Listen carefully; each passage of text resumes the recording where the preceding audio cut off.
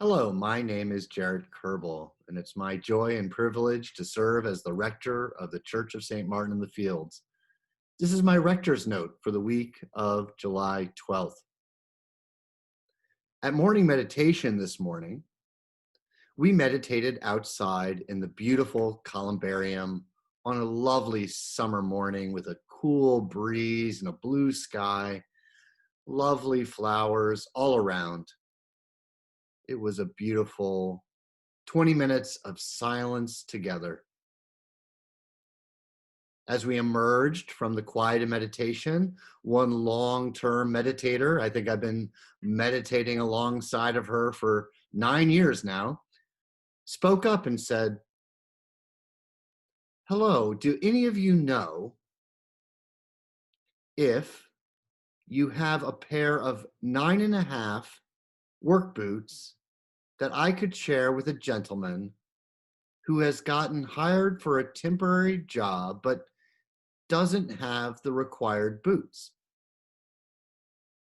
She said, "I would gladly share those boots with this man who lives in North Philadelphia."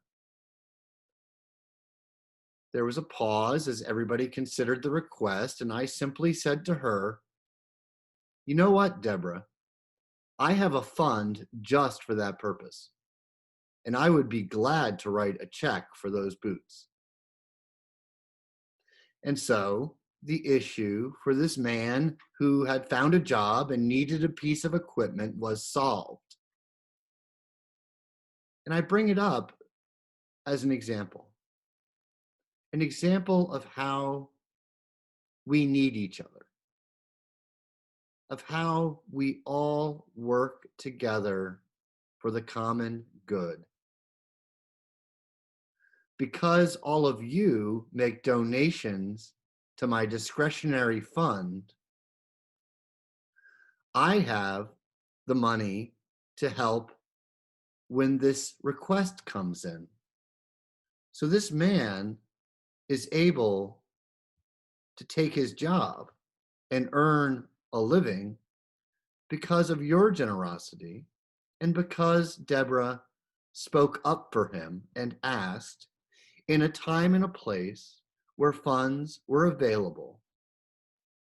So many Bible verses come to mind. Ask and ye shall receive. Knock and the door will open to you. But I'd also put in the mix a wonderful passage from 1 Corinthians, the passage about the parts of the body needing one another. There's a wonderful line in it that says, "We cannot say that we do not need each other. We cannot say that we do not need each other. Indeed, the suffering of one means the suffering of all. The rejoicing of one means the rejoicing of all." This is St. Paul's deep teaching about solidarity, about how we belong to each other, and how we are incomplete without each other and need each other. He even says in that passage that the least of us, the most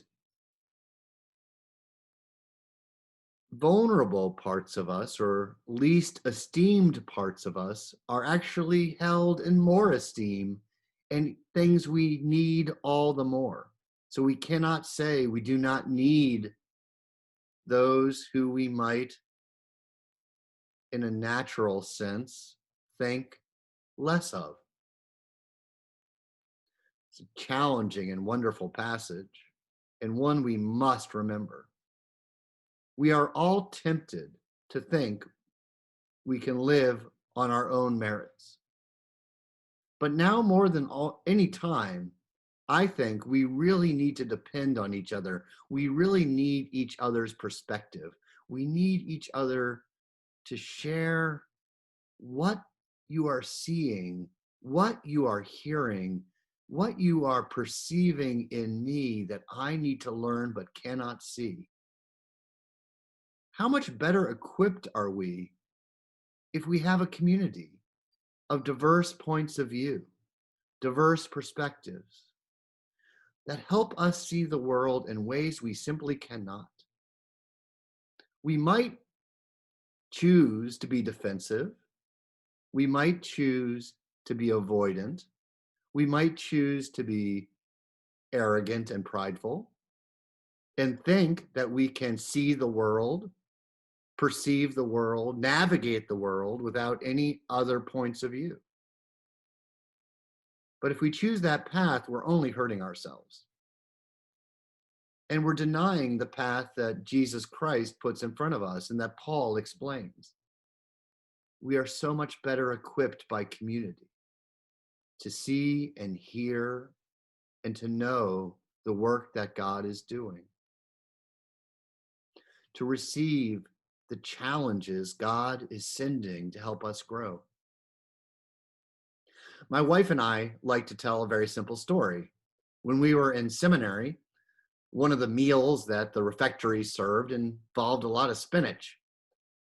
And at the end of that meal, which was delicious, by the way, we had to check each other's teeth to make sure we weren't going to our next class with spinach in the gaps between our teeth.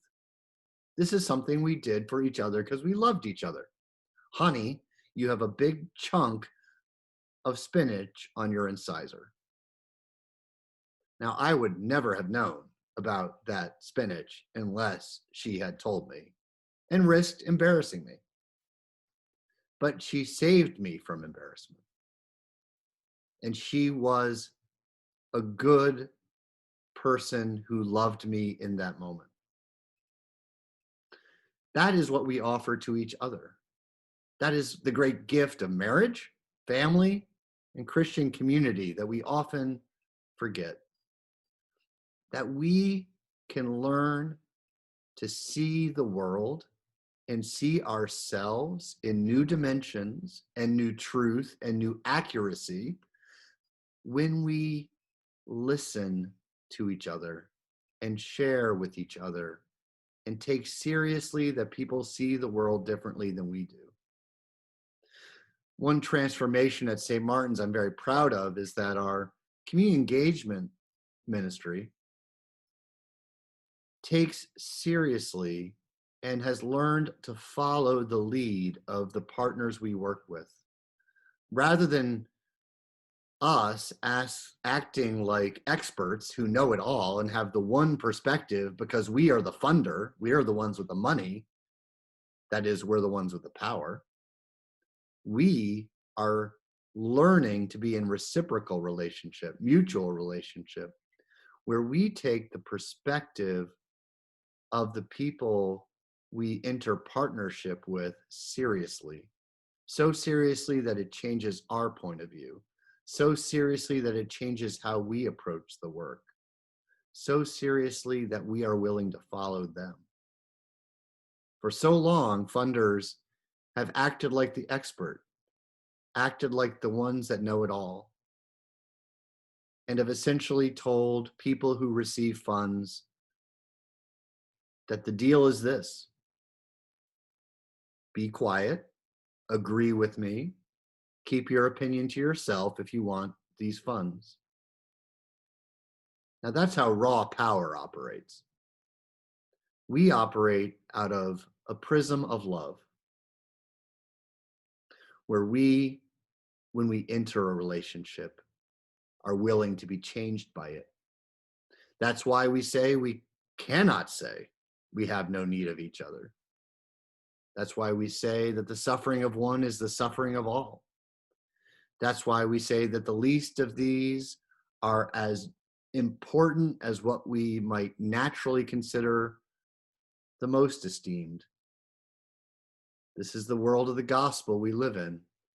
It's a world of promise and growth and change. And we will not be the same when we follow Jesus. So thank you for this time together.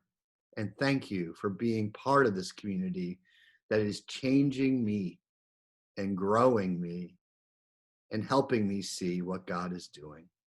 God bless you all. Amen.